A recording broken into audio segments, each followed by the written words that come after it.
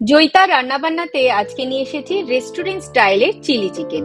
বাড়িতে কিভাবে খুব সহজেই এই রেস্টুরেন্ট স্টাইলের চিলি চিকেন বানিয়ে নেওয়া যায়, আজকে সেই রেসিপি আপনাদের সাথে শেয়ার করব। এখানে আমি হাফ কিলো বোনলেস চিকেন নিয়েছি। এটা আমি বাড়িতেই এইভাবে ছোট ছোট করে বোনলেস করে কেটে নিয়েছি। চিলি চিকেনের জন্য এইরকম সাইজের করে কেটে নিয়েছি। দিয়ে দিচ্ছি হাফ চামচ নুন, 1/4 চামচ গোলমরিচ, 1 টেবিল চামচ ভিনিগার, আর দিচ্ছি 1/4 চামচ সয়া সস। এবার মাংসটাকে ভালো করে মাখিয়ে নিচ্ছি। মাংসটাকে এইভাবে ম্যারিনেট করে আমি 1 থেকে 1.5 ঘন্টা রেখে দেব।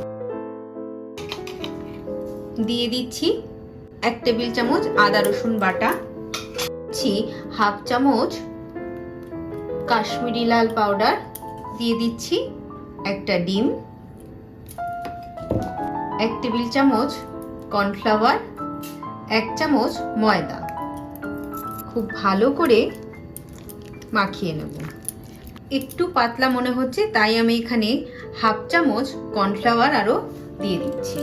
মাখানো হয়ে গেলে এবার হাফ চামচ সাদা তেল এর মধ্যে দিয়ে দিলাম। এতে কিন্তু বড়াগুলো ক্রিস্পি হবে। দিয়ে ভালো করে মাখিয়ে এইভাবে আমি আধা ঘন্টা রেখে দেবো ম্যারিনেট করে। এবার সসটাকে রেডি করে নেব।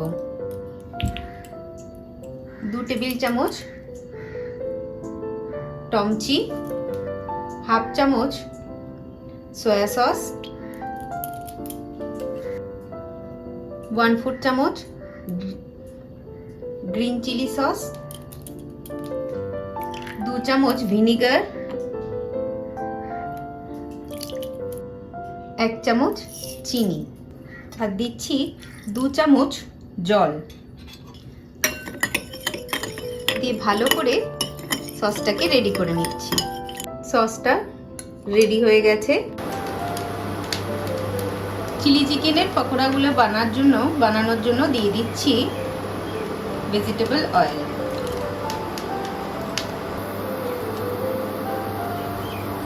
তেলটা গরম হয়ে গেছে। এবার ফ্লেমটাকে একটু কমিয়ে নিয়ে বড়াগুলোকে দিয়ে দেব।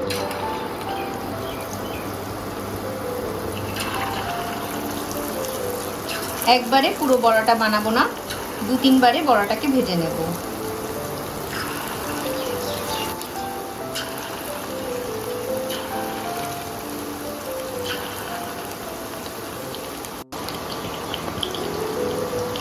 একদিক ভাজা হলে বড়াগুলোকে উল্টে দিতে হবে।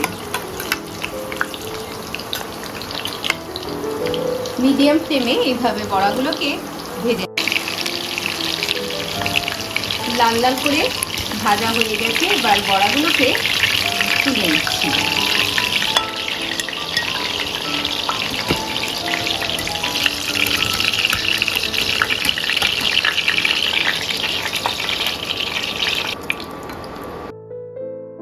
বাকি পকোড়াগুলোকেও এইভাবে বানিয়ে নেব।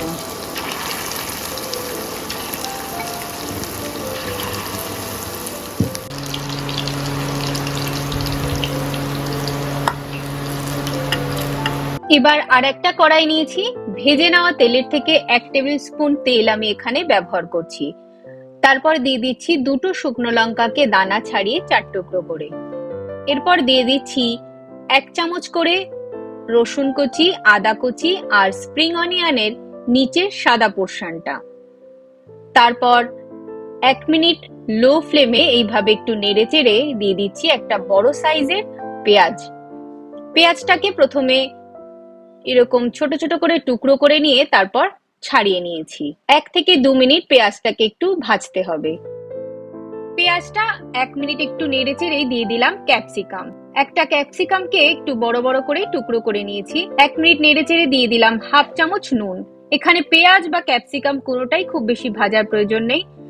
এবার দিয়ে দিচ্ছি ভেজে নেওয়া চিকেন পাকোড়াগুলো। ফ্লেমটাকে হাইতে রেখে এইভাবে 1 মিনিট নেড়ে চেড়ে দিতে হবে।